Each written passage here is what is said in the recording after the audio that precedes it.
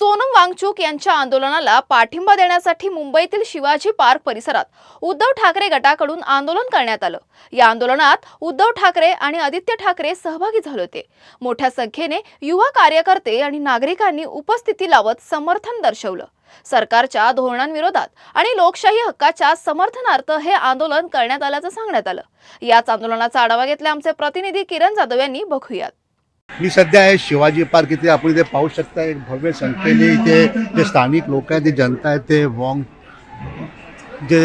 सोनम वांगचुक आहे तो जे CJAचे जे कॉकरोच जनता पार्टीच्या विरोधात जे आहे सपोर्ट करायला इथे मोठ्या प्रमाणात लोक जमलेले आहेत।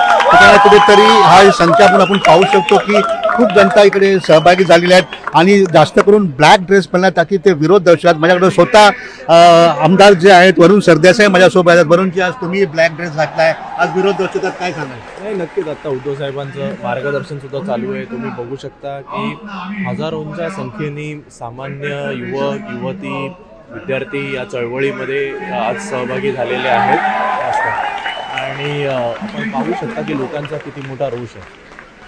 खूप मोठ्या संख्येने यंगस्टर्स बी जमलेले आहेत। यंगस्टर्स बद्दल काय सांगाल, त्यांना काय आश्वासन द्याल तुम्ही? लोकांना केवळ एक नीट पेपर फुटी नाही तर गेल्या 10 वर्षामध्ये तब्बल 89 पेपर हे फुटलेले आहेत।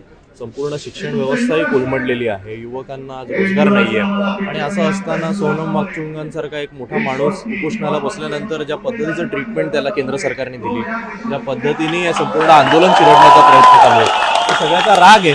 प्रत्येकजण काही दिल्लीत जाऊ नाही शकत, पण मुंबईत जेव्हा शिवसेना उद्धव बाळासाहेब ठाकरे पक्षाने आंदोलनाची हाक दिली तेव्हा तुम्ही पाहू शकता की लोकांचा कसा प्रतिसाद मिळाला। म्हणजे पाहू शकता की वरुण सरदेसाई स्वतःही ब्लॅक ड्रेस घालून हे विरोध दर्शवतात आणि जे जनता जमले त्यांनी पण विरोध दर्शवला आहे। कॅमेरामॅन दत्ता प्रसाद सर, किरण जाधव, आवाज इंडिया।